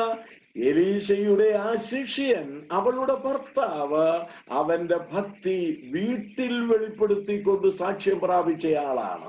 அவள் அதை அவ்விதமாய் சொல்ல காரணம் என்ன? எலிசாவுடைய சீஷனாகிய அந்த மனிதன் தன்னுடைய தெய்வ பக்தியை தன்னுடைய சொந்த வீட்டிலே வெளிப்படுத்தி வாழுகின்ற ஒரு மனிதனாக அவன் சாட்சி உள்ளவனாக இருந்தான். யோபிന്റെ പുസ്തകം 2-ാം അധ്യായം നാം പഠിക്കുമ്പോൾ, யோபின் புத்தகத்தின் 2-ാം அதிகாரத்தை நாம் படிக்கும்போது, അവിടെ യോബിന്റെ ഭാര്യ, നമ്മൾ ആ ഭാര്യയെ പലരും ഒക്കെ കുറ്റം പറയാറുണ്ട്, അത് അങ്ങനെ പറയേണ്ട കാര്യമില്ല. அங்கே யோபனுடைய மனைவியை குறித்து வாசிக்கிறோம். அவரை குறித்து அநேக குறை சொல்லுகிறது ஒன்று, ஆனால் அப்படிப்பட்ட நிலையிலே அவரை குற்றப்படுத்த வேண்டிய அவசியம் ஒன்றும் இல்லை. യോബ് എല്ലാം നഷ്ടപ്പെട്ട് ശരീരത്തിൽ പുണ്ണു പിടിച്ച് വെണ്ണീറിൽ ഇരുന്ന് പുണ്ണു ചുരണ്ടിക്കൊണ്ടിരിക്കുന്ന സമയത്ത് ഭാര്യ എന്താ വന്ന് പറഞ്ഞത്? யோபு எல்லாவற்றையும் இழந்து சரீரம் முழுவதுமாக பருக்களாலும் கொடிய வேதனை அடைந்து சாம்பலில் உட்கார்ந்து கொண்டு சுரண்டி கொண்டிருக்கும் பொழுது யோபின் மனைவி அங்கே வந்து என்ன சொன்னார்கள் தெரியுமா? നീ ഇപ്പോഴും നിന്റെ ഭക്തിയെ മുറുകെ പിടിക്കുന്നുവോ? நீர் இன்னும் உம்முடைய உத்தமத்திலே உறுதியாயிருக்கிறீரோ? യോബിന്റെ ഭാര്യ എങ്ങനെയുള്ളവളുമാകട്ടെ, പക്ഷേ അവൾക്കൊരു സാക്ഷ്യം പറയാനുണ്ട്. എന്ത്? അവളുടെ ഭർത്താവ് ഭക്തനാണെന്നുള്ളത്. ദൈവത്തിന് സ്തോത്രം. யோபனுடைய மனைவி எப்படிப்பட்ட ஒரு நபராகவும் கூட இருக்கட்டுமே, ஆனால் அவர் கொடுக்கக்கூடியதான ஒரு சாட்சி தன்னுடைய கணவர் உத்தமமானவர், தெய்வ பக்தி உள்ளவர் என்கிற நிலையிலே சாட்சி பகருகிறாள். ആകയാൽ സഹോദരി സഹോദരന്മാരെ, നല്ല സാക്ഷ്യം പ്രാപിക്കേണ്ടത് ആദ്യം നമ്മുടെ ഭവനത്തിലായിരിക്കണമെന്ന് തിരുവെഴുത്ത് വ്യക്തമാക്കുകയാണ്. ஆகவே சகோதர சகோதரிகளே, நற்சாட்சியை முதலாவது நம்முடைய வீட்டில் இருந்து நாம் பெற வேண்டும் என்று வேத புத்தகம் நமக்கு வெளிப்படுத்தி சொல்லுகின்றது. രണ്ടാമത് മറ്റുള്ള അല്ലെങ്കിൽ ദൈവജനത്തിന്റെ ഇടയിൽ നമുക്ക് ആ സാക്ഷ്യം പ്രാപിക്കണം. இரண்டாவதாக நாம் தேவ ஜனத்தின் நடுவில் இருந்து இந்த சாட்சியை நாம் பெற வேண்டும். അതിനൊരു ഉദാഹരണം മാത്രം ഞാൻ പഴയ നിയമത്തിൽ നിന്ന് പറയാൻ ഓർപ്പിക്കുക. அதிலே ஒரு உதாரணத்தை நான் பழைய ஏற்பாட்டிலிருந்து உங்களுக்கு சொல்ல வேண்டும் என்று நான் விரும்புகிறேன். ഇപ്പോൾ ചിന്തിച്ച 2 രാജാക്കന്മാർ 4-ാം അധ്യായത്തിൽ ഒരു ശൂന്യകാരിയെ കാണുന്നുണ്ട്. நாம் இப்பொழுது சிந்தித்த 2 ராஜாக்கள் 4-ஆம் அதிகாரத்திலே ஒரு சூனேமியாளை குறித்து நாம் இங்கே பார்க்கின்றோம். അവള് ദൈവജനത്തിന്റെ അഥവാ ഇസ്രായേൽ ജനത്തിന്റെ കൂട്ടത്തിൽപ്പെട്ടവളാണ്. அவளும் தேவ ஜனங்களாகிய இஸ்ரவேலின் கூட்டத்தை சார்ந்தவளாக അവൾ இருந்தாள். ഒരിക്കൽ ഭർത്താവിനോട് പറഞ്ഞു, നമുക്കൊരു പുതിയ മുറി പണിയണം. அவள் ஒருமுறை தன்னுடைய கணவனிடத்திலே சொன்னால், நாம் ஒரு புதிய அறையை நாம் உண்டு பண்ணுவோம்.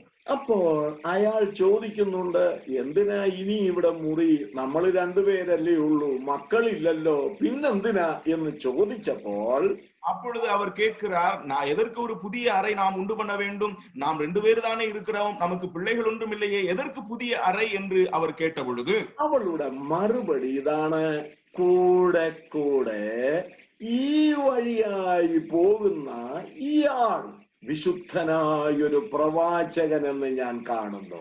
அப்பொழுது அதற்கு அந்த பெண்மணி கொடுத்த பதில், நம் நடுவே அடிக்கடி கடந்து போகிற வந்து போகிறதான இந்த தீர்க்கதரிசியானவர் ஒரு தேவனுடைய மனுஷன் என்று நான் காண்கிறேன். എലീശയെ കുറിച്ച് അവള് പറഞ്ഞ സാക്ഷ്യമാണ്. எலிசாவை குறித்து அவள் சொன்னதான ஒரு சாட்சி. ദൈവജനത്തിന്റെ മധ്യത്തിൽ നമുക്ക് ആ ഒരു സാക്ഷ്യം പ്രാപിക്കേണ്ടതായിട്ടുണ്ട്. தேவ ஜனங்களின் நடுவிலே நாம் அப்படிப்பட்டதான ஒரு சாட்சியை பெறுகிறவர்களாக இருக்க வேண்டும்.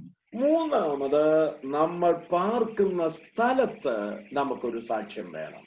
மூன்றாவதாக நாம் குடியிருக்கிறதான இடத்திலே நமக்கு ஒரு சாட்சி வேண்டும். ഉൽപ്പത്തി പുസ്തകം 23-ാം അധ്യായത്തിലേക്ക് വരുമ്പോൾ, ஆதியாகமம் புத்தகம் 23-ஆம் அதிகாரத்துக்கு நாம் கடந்து வரும் பொழுது സാറ മരിക്കുന്നതായി നാം വായിക്കുന്നുണ്ട്.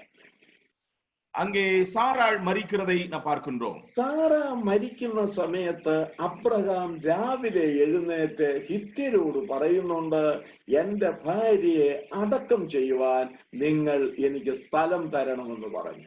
அப்பொழுது ஆபிரகாம் காலையில் எழுந்து கீரியாத் அர்பாவில் இருக்கக்கூடியதான ஜனங்களிடத்திலே சொல்லுகிறார், என்னுடைய மனைவியை அடக்கம் பண்ணுகிறதற்கு நீங்கள் ஒரு இடத்தை தர வேண்டும். അപ്പോൾ ആ ഹിത്യർ എന്താ പറഞ്ഞതെന്ന് അവിടെ രേഖപ്പെടുത്തിയിട്ടുണ്ട്. அப்பொழுது அந்த கீத்தியர் என்ன பதில் சொன்னார்கள் என்று அங்கே சொல்லப்பட்டிருக்கிறது. യജമാനനെ, നിന്റെ മുൻപിൽ സ്ഥലം വിശാലമായിരിക്കുന്നു.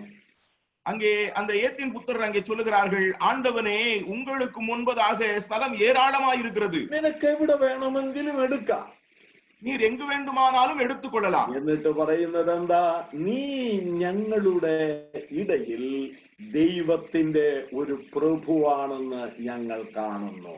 நீர் எங்கள் நடுவிலே ஒரு மகா பிரபுவாக, தேவனுடைய பிரபுவாக நீர் இருக்கிறீர் என்பதை நாங்கள் பார்க்கின்றோம். ഓ, അനന്യാസ് അവന്റെ വീട്ടിലും ദൈവജനത്തിന്റെ മധ്യത്തിലും ചുറ്റുപാടിലും ദേശത്തും നല്ല സാക്ഷ്യം പ്രാപിച്ചവനായിരുന്നു എന്നുള്ളത് എക്കാലത്തുമുള്ള നമുക്കും ഒരു മാതൃകയായിട്ട് ഇരിക്കുന്നുണ്ട്. அனனியா தன்னுடைய வீட்டிலும் தன்னை சுற்றி இருக்கக்கூடியதான இடத்திலும் சமுதாயத்திலும் அவன் முன்மாதிரி உள்ள ஒரு மனிதனாக இருந்தான், நற்சாட்சி உள்ள ஒரு மனிதனாக இருந்தான் என்கிறது எக்காலத்திலும் நமக்கு ஒரு மாதிரியான அனுபவமாய் இருக்கிறது.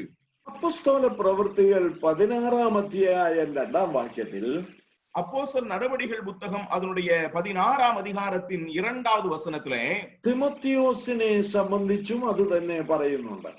தீமோத்தேயுவை குறித்தும் அவ்விதமாக தானே சொல்லப்பட்டிருக்கிறது. അവിടെ പറയുന്നത് ഇങ്ങനെയാണ്, அங்கே இவ்விதமாக நாம் வாசிக்கின்றோம். അവൻ ലുസ്ത്രയിലും ഇക്കോന്യയിലുമുള്ള സഹോദരന്മാരാൽ നല്ല സാക്ഷ്യം കൊണ്ടവനായിരുന്നു.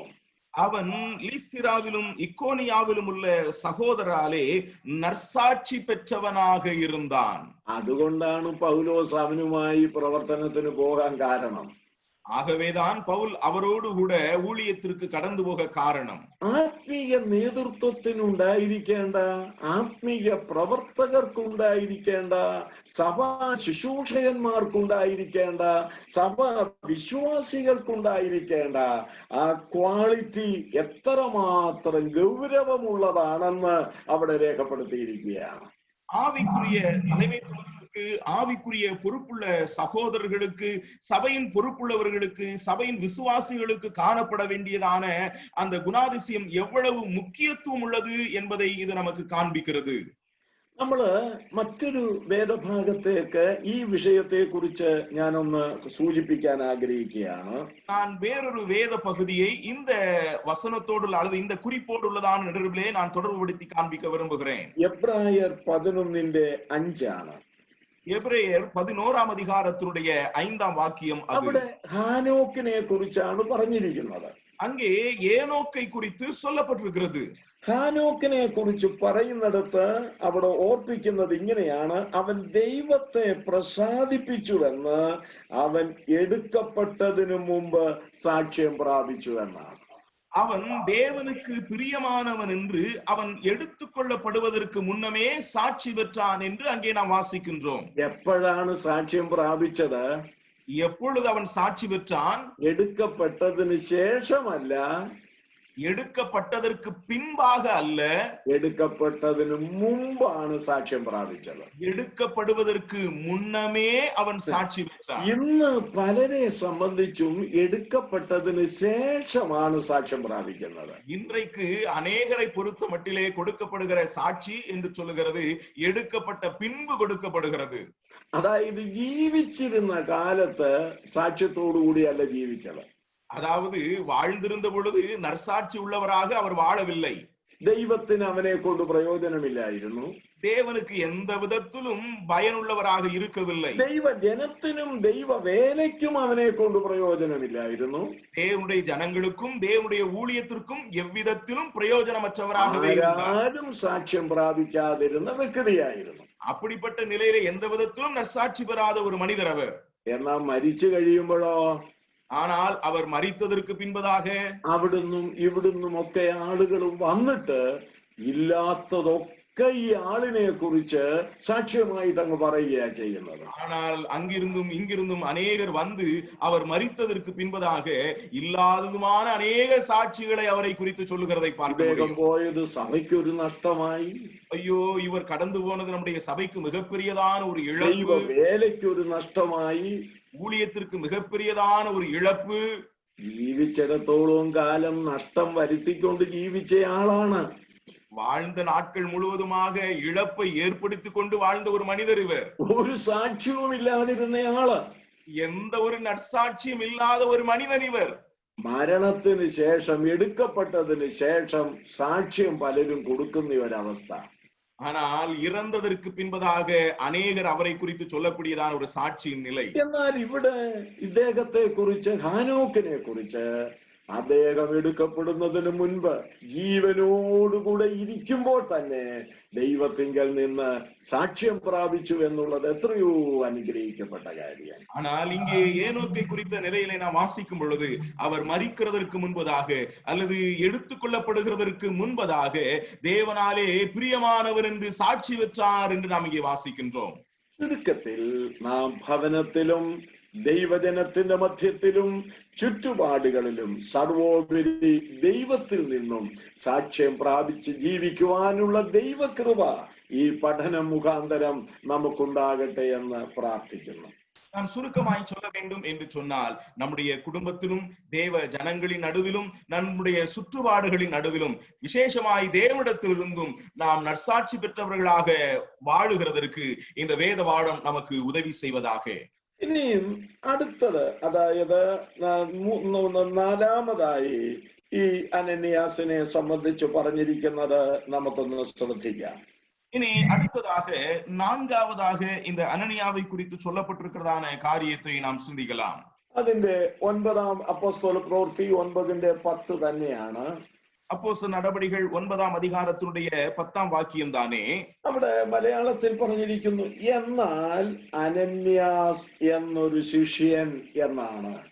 அங்கே நாம் வாசிக்கும் பொழுது அனனியா என்னும் பேருள்ள ஒரு சீஷன் இருந்தான் என்று நாம் பார்க்கிறோம். അനന്യാസിനെ സംബന്ധിച്ച് ദൈവത്തിന്റെ പരിശുദ്ധാത്മാവ് വെളിപ്പെടുത്തി തന്നിരിക്കുന്ന മറ്റൊരു മാതൃക എന്താണ്?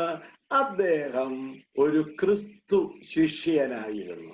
அனனியாவை குறித்து வேத வாக்கியம் நமக்கு வெளிப்படுத்தி காண்பிக்கக்கூடியதான மற்றொரு காரியம் என்ன என்று சொன்னால், அவன் ஒரு கிறிஸ்துவின் சீடனாய் இருந்தான் என்பதாகும். അനന്യാസ് ഒന്ന് ദൈവകൃപ അനുഭവിക്കുന്നവനായിരുന്നു. அனனியா முதலாவது தேவ கிருபையை அனுபவிக்கக்கூடிய ஒரு மனிதனாக இருந்தார். രണ്ടാമത് അവൻ യഹോവ ഭക്തനായിരുന്നു. இரண்டாவது அவர் தெய்வ பக்தியுள்ள ஒரு மனிதராக இருந்தார். മൂന്ന് സകല യഹൂദന്മാരാലും സാക്ഷ്യം കൊണ്ടവനായിരുന്നു. மூன்றாவதாக சகல யூதராலும் நற்சாட்சி பெற்ற ஒரு மனிதராக இருந்தார். നാല് അവൻ ശിഷ്യനായിരുന്നു. நான்காவதாக அவர் ஒரு சீடனாக இருந்தார். നമ്മള് അപ്പോസ്തല പ്രവൃത്തികൾ 9 അധ്യായം പഠിച്ചാൽ, நாம் அப்போஸ்தல நடவடிக்கைகள் புத்தகம் 9 அதிகாரத்தை நாம் கற்றுக்கொள்ளும் பொழுது അതിൽ ദൈവജനത്തിന് വിവിധ പേരുകൾ ഉപയോഗിച്ചിരിക്കുന്നതായി കാണുന്നുണ്ട്. அதிலே தேவ ஜனங்களுக்கு பல்வேறு விதமான பெயர்கள் பயன்படுத்தப்பட்டிருக்கிறதை நாம் பார்க்க முடியும். അതിലൊന്നാണ് ശിഷ്യന്മാർ എന്നുള്ള ഒരു പേര്. அதிலே ஒன்றுதான் சீஷர்கள் என்பதாகும். 9 അധ്യായത്തിന്റെ 1 വാക്യം 10 വാക്യം, 9 அதிகாரத்தினுடைய 1வது வசனம் 10 வசனம், 19 വാക്യം, 19 வசனம், 25 26 വാക്യങ്ങൾ, 25 26 வசனங்கள், 36 38 വാക്യങ്ങൾ. 36 38 വസനങ്ങൾ. ഈ വാക്യങ്ങളെല്ലാം തന്നെ 9 അധ്യായത്തിൽ ദൈവജനത്തെ പൊതുവെ ശിഷ്യന്മാർ എന്ന് വിളിച്ചിരിക്കുകയാണ്. இந்த வசனங்கள் எல்லாம் பொதுவாக தேவனுடைய ஜனங்களை சீஷர்கள் என்று அழைக்கிறதை நாம் பார்க்க முடியும். രണ്ടാമത് ദൈവജനത്തിന് ആ അധ്യായത്തിൽ പറഞ്ഞിരിക്കുന്ന പേര് ഈ മാർഗക്കാർ എന്നാണ്. இரண்டாவதாக தேவ ஜனங்களுக்கு இந்த அதிகாரத்திலே கொடுக்கப்பட்டிருக்கிறதான பெயர் என்ன என்றால் இந்த மார்க்கத்தார் என்று சொல்லப்பட்டிருக்கிறது. 9 അധ്യായം 2 വാക്യത്തിൽ അത് രേഖപ്പെടുത്തിയിട്ടുണ്ട്. 9 அதிகாரத்தினுடைய 2வது வசனத்திலே அது சொல்லப்பட்டிருக்கிறது. മൂന്നാമത് നൽകിയിരിക്കുന്ന പേര് വിശുദ്ധന്മാർ എന്നാണ്. மூன்றாவதாக கொடுக்கப்பட்டிருக்கிறதான பெயர் பரிசுத்தவான்கள் என்பதாகும். 9:13 32 41.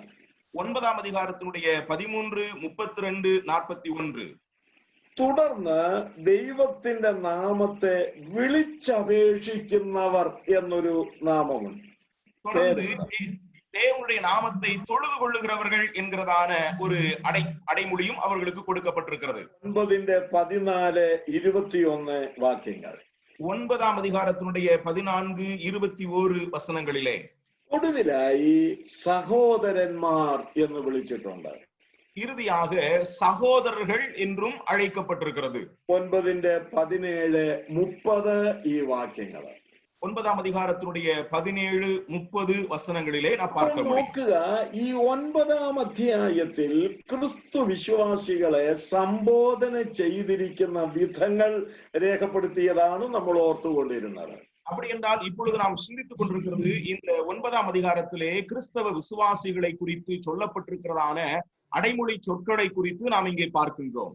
ശിഷ്യന്മാർ, சீஷர்கள், ഈ മാർഗക്കാർ, இந்த மார்க்கத்தார், വിശുദ്ധന്മാർ, பரிசுத்தவான்கள், ദൈവത്തിന്റെ നാമത്തെ വിളിച്ചപേക്ഷിക്കുന്നവർ, தேவனுடைய நாமத்தை தொழுது கொள்ளுகிறவர்கள், സഹോദരന്മാർ. சகோதரர்கள். ഇത്രയും സംബോധനകളാണ് ദൈവജനത്തെ സംബന്ധിച്ച് ഈ 9-ാം അധ്യായത്തിൽ പറഞ്ഞിരിക്കുന്നത്. இத்தனை விதமான அடையாள சொற்கள் தான் தேவனுடைய ஜனங்களை குறித்து இந்த 9ஆம் அதிகாரத்திலே சொல்லப்பட்டிருக்கிறது. എന്നാൽ അനന്യാസിനെ കുറിച്ച് ഇവിടെ പറയുമ്പോൾ ഇതൊന്നും പറയാതെ വണ്ണം ഒരു ശിഷ്യൻ ഉണ്ടായിരുന്നു എന്നാണ്.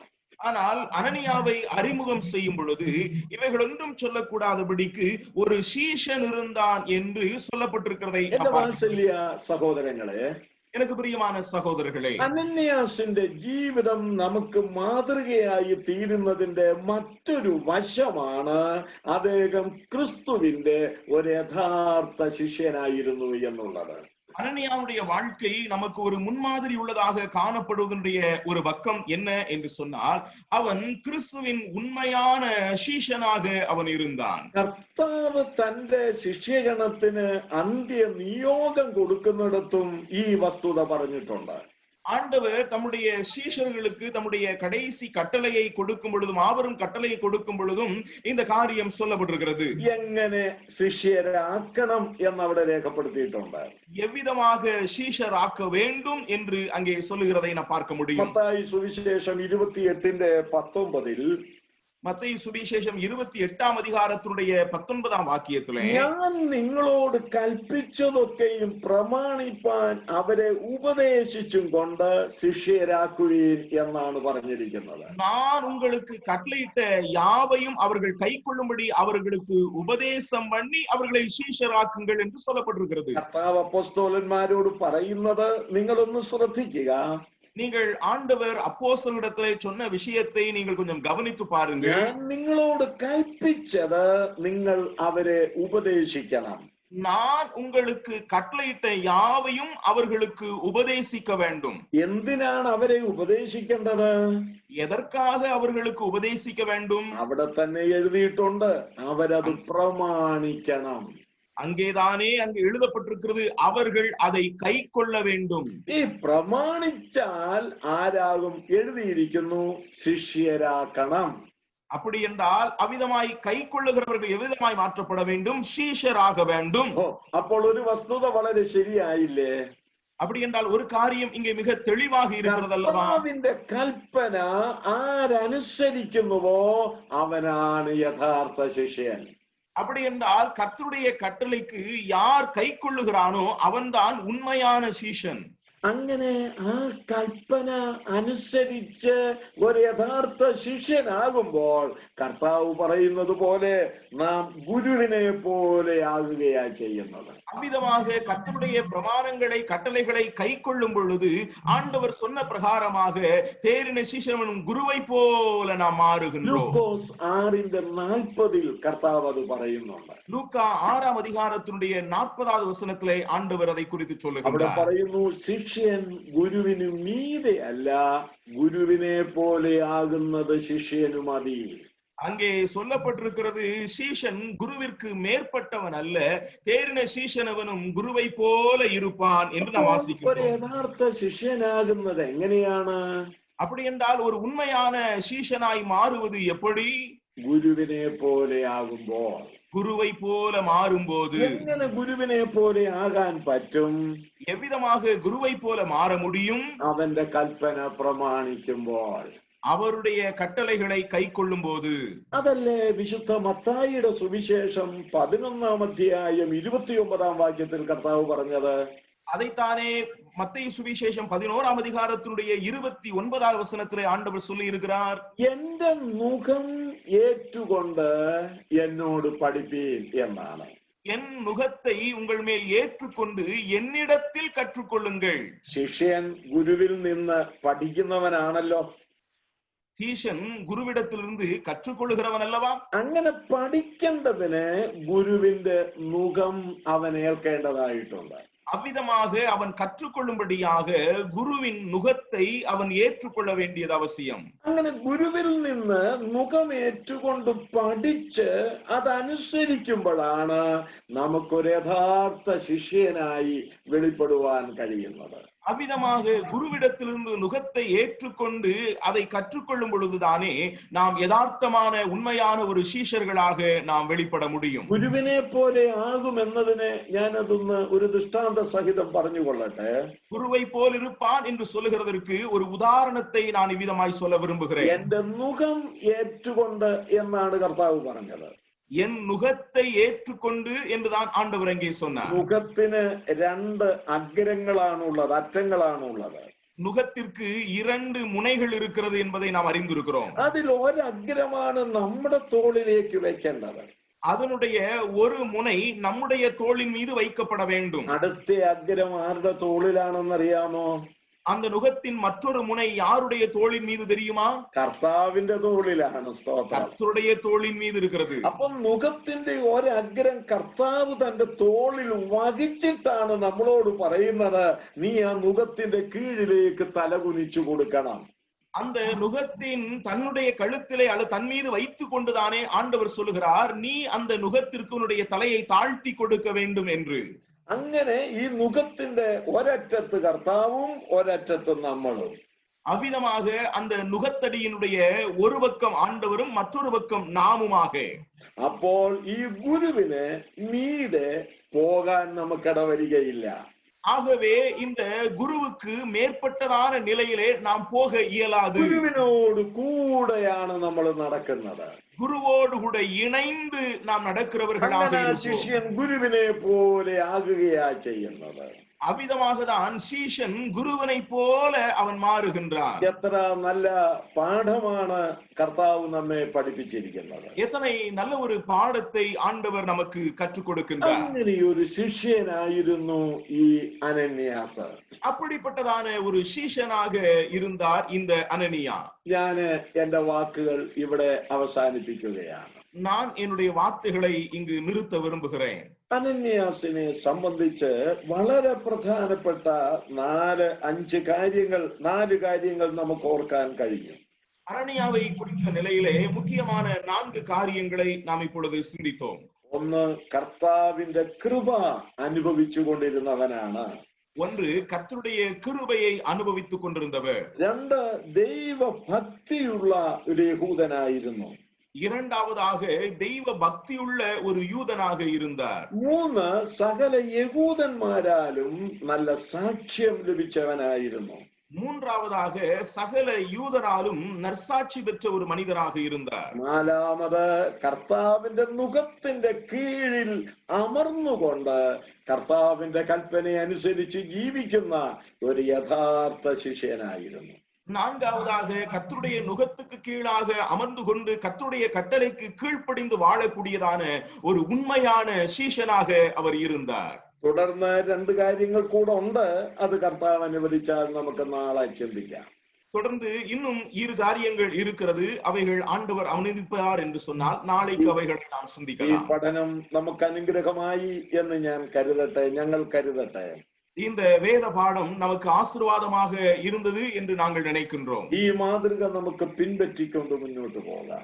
இந்த முன்மாதிரியை பின்தொடர்ந்தவர்களாக நாம் முன்னேறுவோம்.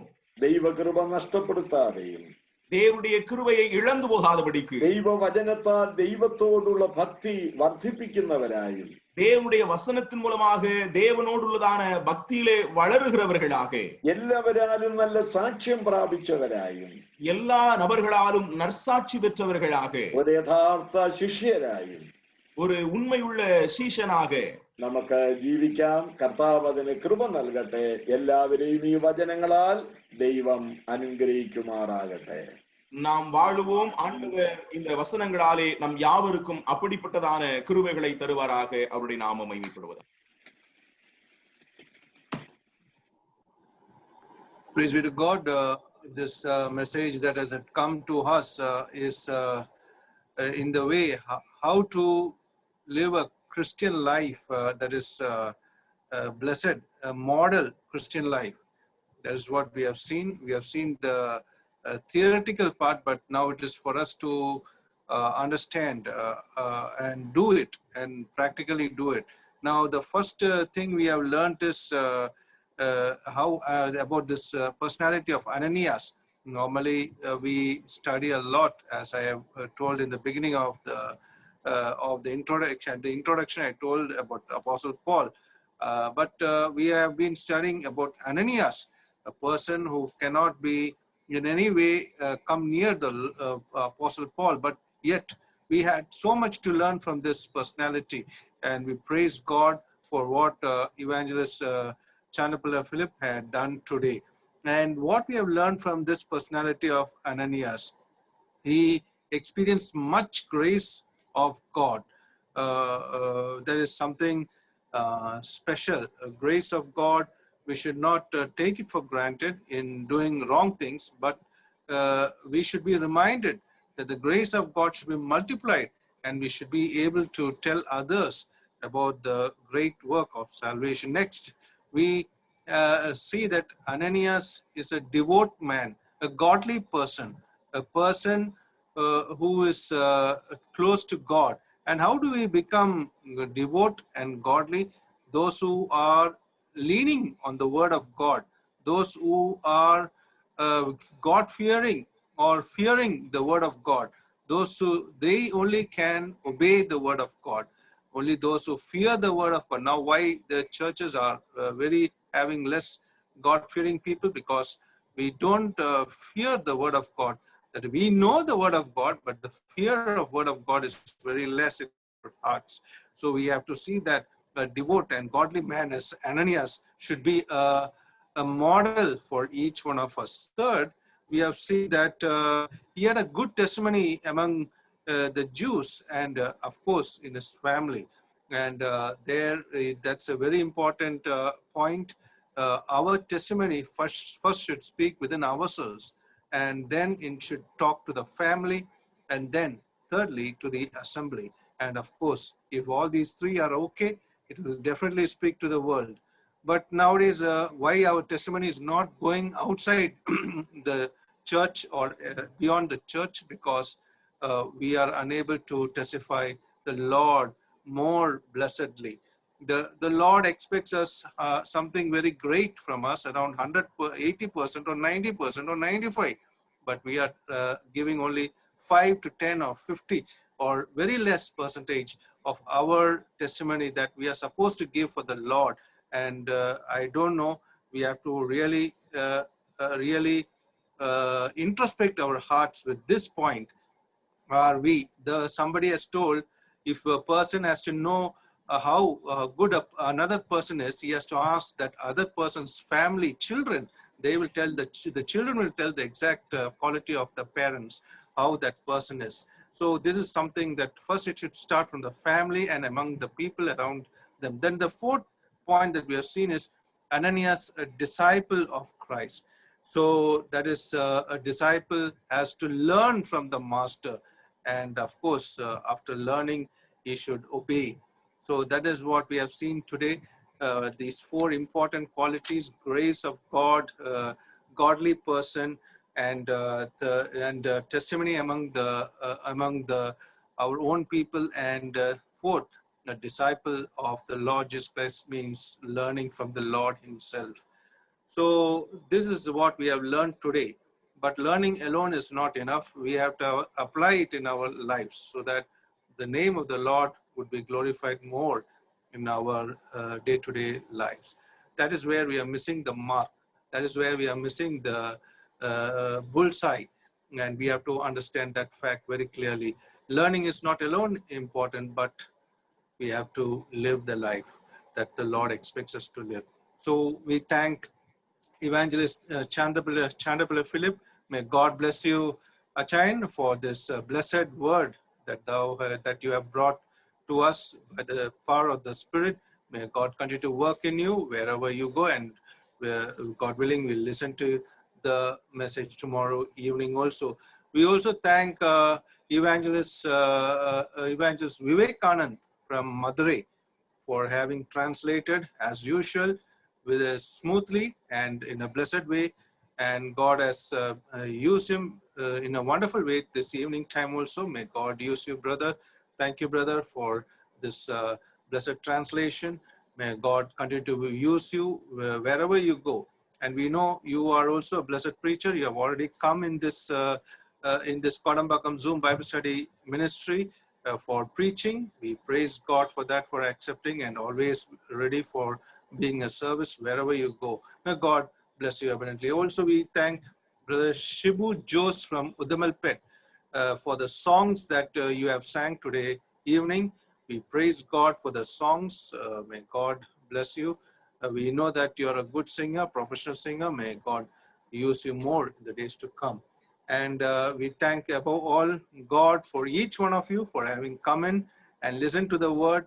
Definitely these words would not go in vain. It will work in you.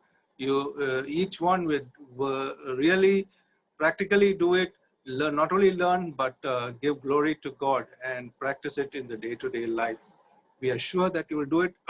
The Spirit of God will enable you to do it. Only thing, we have to be obedient to the call of God and to do what He expects us to do. Now, with this, we are winding up. We thank God for being with us throughout this evening time. This is the 116th Bible study, Zoom Kodambakam Bible study meeting. We praise God for what He has done till date. All the days God has led us with various speakers and various topics.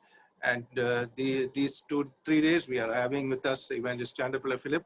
If you want to listen to any of the messages, you can go to GLMK TV in YouTube and listen to the message of various renowned speakers who have accepted the invitation for God's glory.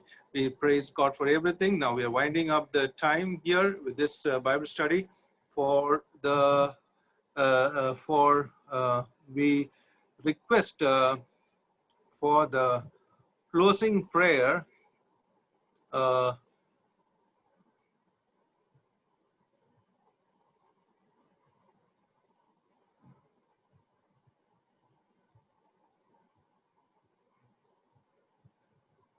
We can request Brother from Coimbatore, Brother KV Zakaria, to close in with a word of prayer. And we also request him to finish with the benediction. Over to Coimbatore, Brother KV Zakaria.